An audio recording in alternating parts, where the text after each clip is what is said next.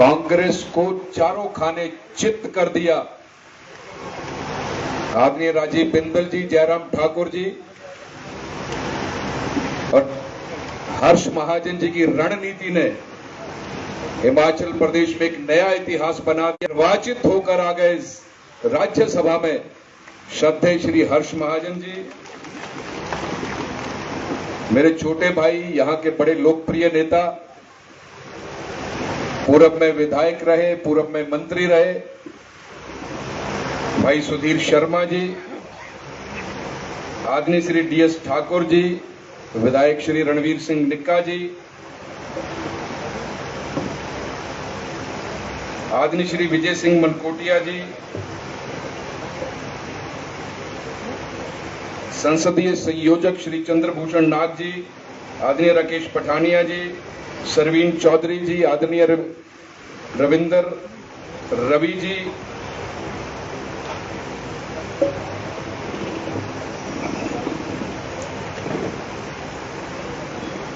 रीता धीमान जी, संजय गुलेरिया जी, श्री विक्रम जरयाल जी, श्री अरुण मेहरा जी, श्री मुल्कराज प्रेमी जी, श्री रवि धीमान जी, श्री जियालाल जी, आदरणीय अर्जुन ठाकुर जी, विशाल सिंह चौहान जी, प्रदेश के सचिव हैं विशाल नहरिया जी, रमेश शर्मा जी, श्री घनश्याम जी, संजय शर्मा जी, रमेश राणा जी, सचिन शर्मा जी, हरिदत्त शर्मा जी, धीरज नरयाल जी, पवन नैयर जी, आदरणीय उमेश दत्त जी, अनिल डकोक जी, विनय चौधरी जी,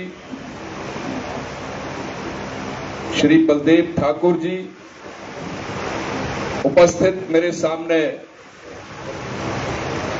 आदरणीय बुजुर्गों, मातृशक्ति और नौजवान साथियों, मैं यहां विराजमान पत्रकार मित्रों का भी स्वागत करता हूं। सबसे पहले धन्यवाद मेरे शीर्षस्थ नेतृत्व का, जहां मंच पर श्रद्धेय राजीव बिंदल जी बैठे हैं, विपिन परमार जी बैठे हैं, सारा वरिष्ठ नेतृत्व यहां बैठा है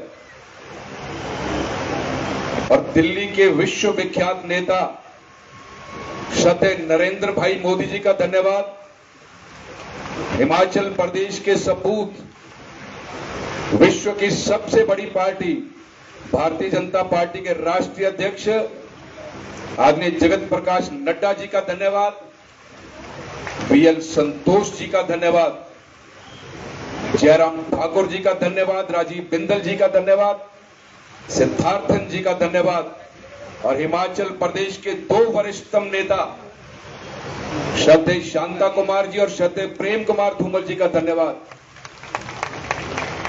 अनुराग ठाकुर जी का धन्यवाद, विपिन परमार जी आपका भी धन्यवाद और जितना वरिष्ठ नेतृत्व यहां विराजमान है, इन सबका धन्यवाद करता हूं, कोटि कोटि वंदन अभिनंदन करता हूं, सबको प्रणाम करता हूं कि आज एक छोटे से कार्यकर्ता को, जो पिछले 36 वर्षों से केवल पार्टी का काम कर रहा है, पार्टी जो निर्देश करती है वो केवल वो काम करता था, कार्यकर्ता, पार्टी ने जो कुछ दिया उसको भगवान के में ग्रहण किया। आज इस छोटे से कार्यकर्ता को इस पार्टी ने मौका दिया है, इस वरिष्ठतम नेतृत्व ने मौका दिया है कि जाइए, लोकसभा का आपको चुनाव लड़ रहा है, जाइए जनता जनार्दन के बीच में जाइए, सबका आशीर्वाद लीजिए, सबकी शुभकामनाएं लीजिए। और आज नामांकन का दिन है, बहुत भावुक हूं मैं बहुत भावुक, शब्द नहीं है, निशब्द हूं, लेकिन एक बात मैं कहना चाहता हूं, ये यदि कहीं संभव है वो केवल भारतीय जनता पार्टी में संभव है, भारतीय जनता पार्टी में संभव और कहीं संभव नहीं। पुनः शीर्षस्थ नेतृत्व को कोटि कोटि नमन करता हूं। लोकसभा का चुनाव आ गया, तारीख तय हो गई है, 1 तारीख को आप वोट डालेंगे और 4 जून को रिजल्ट आएगा।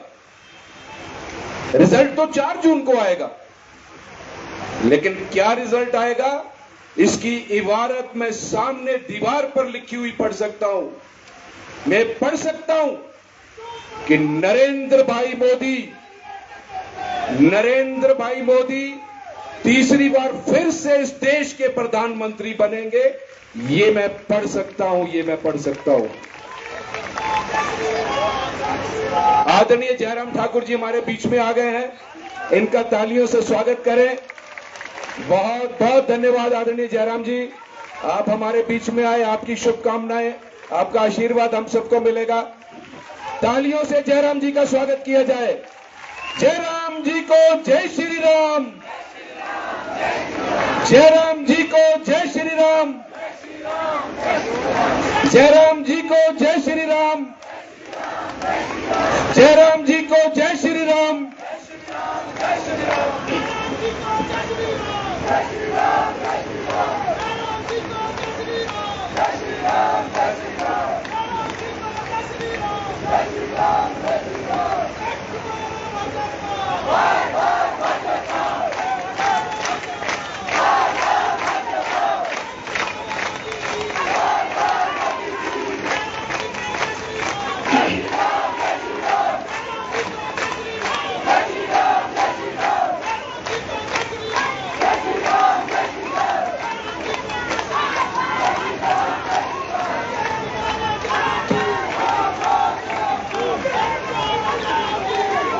जयराम जी का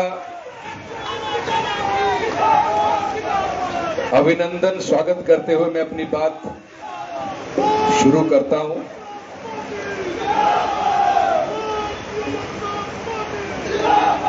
मैं ये कह रहा था, नरेंद्र भाई मोदी फिर से इस देश के प्रधानमंत्री बनने वाले हैं।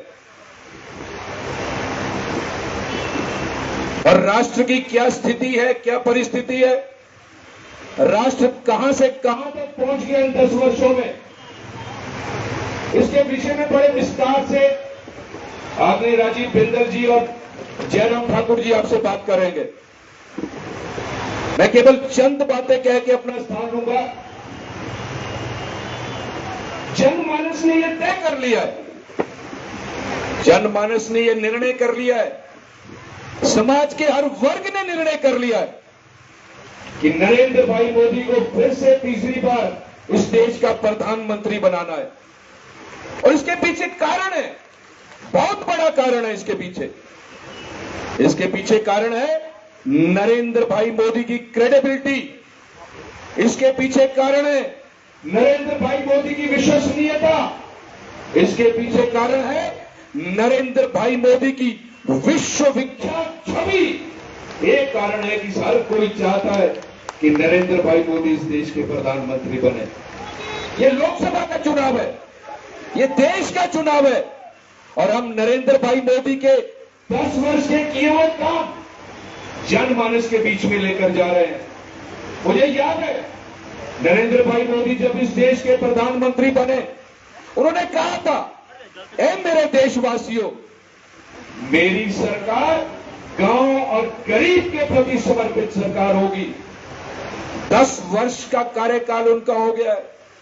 इस 10 वर्ष के कार्यकाल में आप देख लीजिए, नरेंद्र भाई मोदी की किसी योजना की समीक्षा कर लीजिए, हर समीक्षा में आप पाएंगे हर योजना की विकास की गंगा गांव और गरीब की झोपड़ी तक जाती है, गांव और गरीब की झोपड़ी तक जाती है। ऐसे व्यक्तित्व है नरेंद्र भाई मोदी। 2 कार्यकाल पूरे हो गए। पहला कार्यकाल उम्मीद का कार्यकाल था, कांग्रेस का राज था, अंधकार था पूरे देश में, घोटाले ही घोटाले थे पूरे देश में। देश का सोना गिरवी रखना पड़ गया था कांग्रेस के कार्यकाल में। नरेंद्र भाई मोदी आए, देश की जनता ने निर्णय किया, भारतीय जनता पार्टी ने निर्णय किया कि यदि हमारी सरकार आएगी तो नरेंद्र भाई मोदी इस देश के प्रधानमंत्री बनेंगे।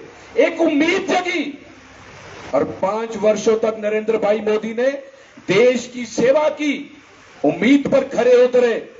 दूसरे कार्यकाल में देश की जनता ने अधिक सीटें देकर नरेंद्र भाई मोदी और भारतीय जनता पार्टी को फिर से गद्दी पर काबिज किया। वो कार्यकाल था विश्वास का कार्यकाल। पहला कार्यकाल उम्मीद का, दूसरा कार्यकाल विश्वास का, और मैं पूरे विश्वास के साथ कह सकता हूं जो तीसरा कार्यकाल मोदी जी का आने वाला है वो कार्यकाल गारंटी का कार्यकाल होगा, गारंटी का कार्यकाल होगा। ये मैं पूरे विश्वास के साथ कह सकता हूं। आज मुझे कुछ पत्रकार मित्र पूछ रहे थे कि कांग्रेस के नेता कह रहे हैं ये जो भारतीय जनता पार्टी का प्रत्याशी है राजीव भारद्वाज, ये जमीन है, और जो कांग्रेस का प्रत्याशी है वो आसमान है। वो ठीक बोल रहे हैं। मैंने कहा पत्रकार मित्रों को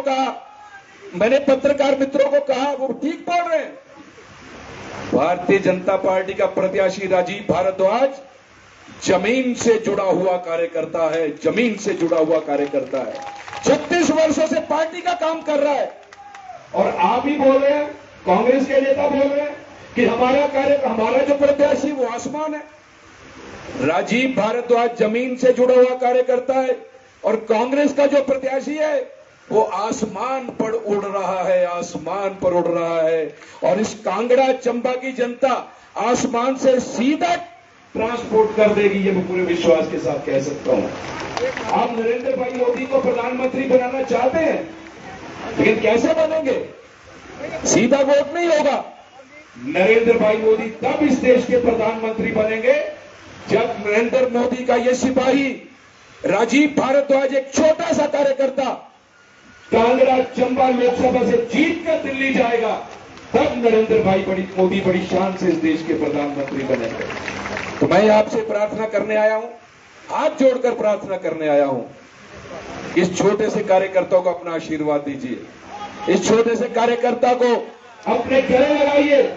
और मैं बुजुर्गों का आशीर्वाद मांगने आया हूं, मैं नौजवानों की भड़कती भुजाओं की ऊर्जा मांगने आया हूं, अपनी माताओं बहनों का आशीर्वाद मांगने आया हूं कि भगवान मुझे इतनी शक्ति दे कि मैं सदा सदा के लिए आपके चरणों में समर्पित हो जाऊं।